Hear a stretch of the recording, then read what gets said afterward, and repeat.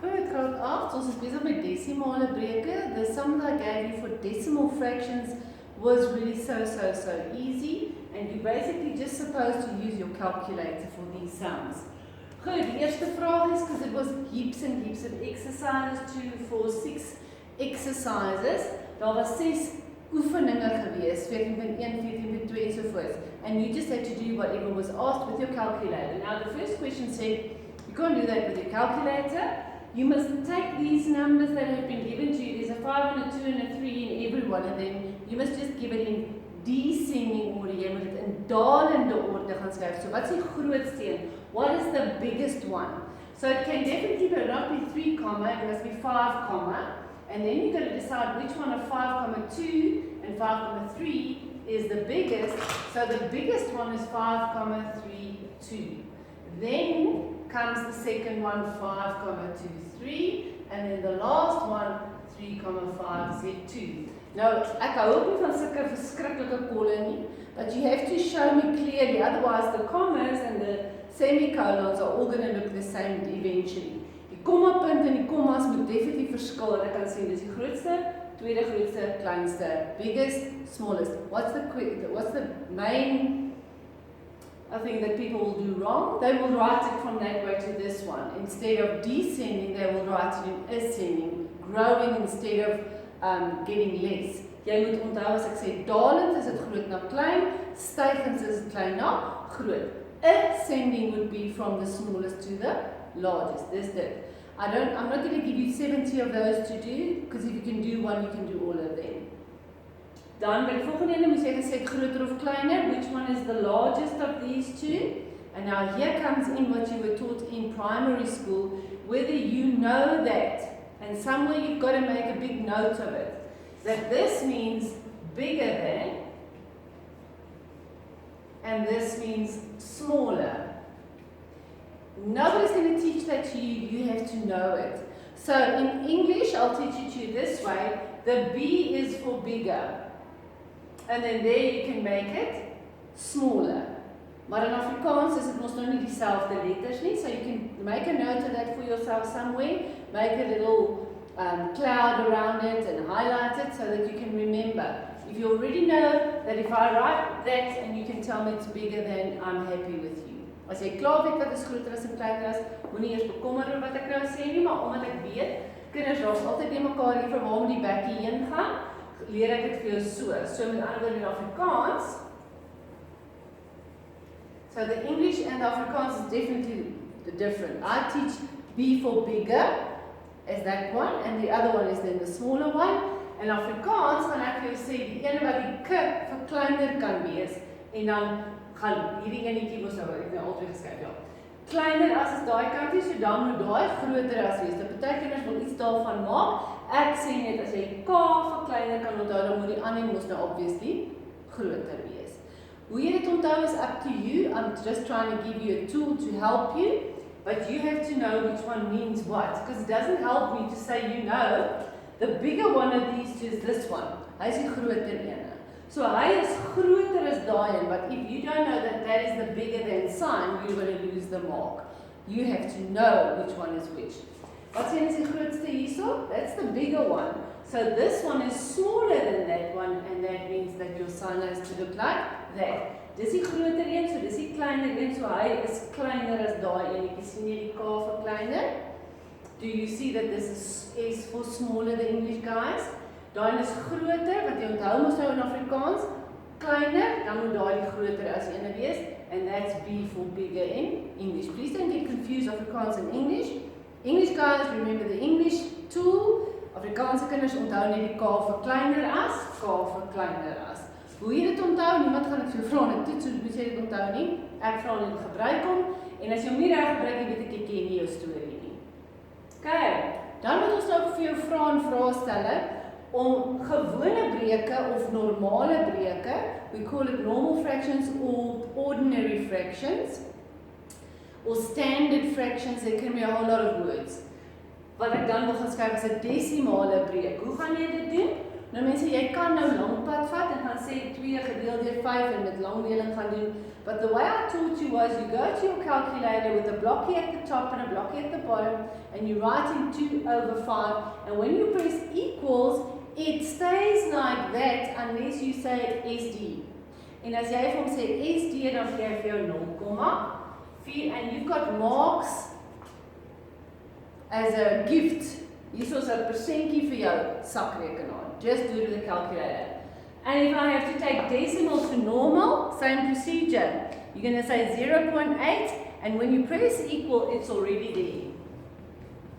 As jy 0,8 indruk en sê is gelyk aan vat hom, because this calculator, scientific calculators are programmed to always leave it to you in a normal fraction. So if you give it decimal, it'll take it immediately to the normal fraction. Good. Persentasies na desimale. If you put in 15, just 15, it's going to stay 15. You've got to know, but listen, 15% is actually 15 over 100. Now that's a normal fraction, and that's not even a simple fraction. If you say 15 over 100, it's going to give you 3 over 20. Dis nie wat ek vra nie. What's my question? Answer my question. That is 15 over 100. That is 3 over 20. As jy dit nog wil skryf, if you want to write 3 over 20, it's not wrong. But you're not answering my question. My question is I want it in decimals. And to do that, I'm just going to say SD and it's 0.15. So moet jy daai geskryf het? Did you have to write this? Or could you just know that if I divide by 100, the answer is going to be 0,15 and immediately give me the answer. Maar jy kan jou sakrekenaar gebruik, sê net vir my wat ek vra. Just please answer the question that is asked. If you write it like that, it's true that it's equal, but it's not in a decimal fraction. En as ek dan nou 'n decimal na 'n persentasie toe wil vat, hoe gaan jy dit dan nou regkry? How am I going to write 0.76 as a decimal fraction? Because the calculator will show me that it's 19 over 25. But how will I write that as a percentage? Met ander woorde, as ek nou hierso het 76 op 100. 76 over 100. Where did I get that from? Not from my calculator.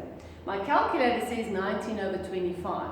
So ek kan hom of so hê en baie kinders gaan dadelik vir my dan sê maar juffrou dit is dan 76%. That's one option. If you want to go for the calculator option, it's going to tell you 0.76, when it goes to the calculator, it's 19 over 25, and you've got to time it by 100 to get it into percentage. And if you say there times 100, the answer is 76%. So you've been hearing one word a lot from this teacher. Alternatively, alternatief. Daar's nooit net een manier om 'n som te doen nie. Dis baie keer 'n baie goeie metode en baie swak metode, maar daar's altyd 'n alternatiewe tegniek om te kan gaan gebruik. So please remember alternatives. The problem here was you had to know that this is out of 100, and if it's out of 100, then it's already in percentages. But or you could have put it in a normal fraction and then say times with 100, or if you just put this and say times with 100, you also got there. So daar's honderde verskillende maniere om dit te doen. Basic decimal numbers. If I have to add or subtract, I thought I gave you a plus and a minus, some I didn't. But whether I say take decimals and add them, or take decimals and subtract them, you're just going to put it into your calculator. You just have to type correctly 9208.29 plus with 1678.78.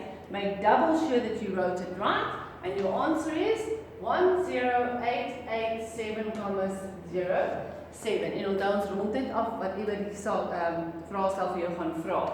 The other one is 3229.306 plus 8145.62, and it gives you 11374.926. If it ends there after 3, just leave it like that, unless I said round off to 2 of rond of na 1 of wat ook al die geval mag wees. As daar maar net 3 syfers na die komma is en hulle het niks gesê nie, los hulle maar net die 3 syfers na die komma.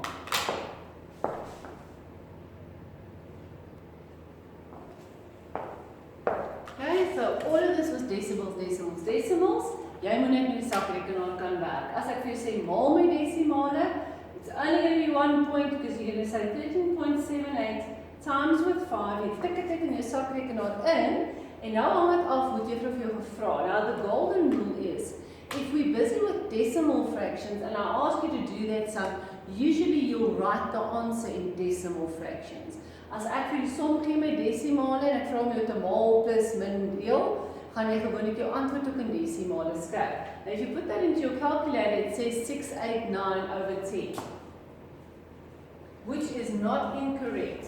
But to write it in decimals, it'll be 68,9. So the rule is, if it's given in decimals, leave it in decimals. As ek vir like maal plus minus maal en deel, if I ask you to plus, minus, time and divide decimals, usually you leave it in decimals. As ek vir jou vra in desimale plus minus maal en deel, dan gee jy jou antwoord op daarin.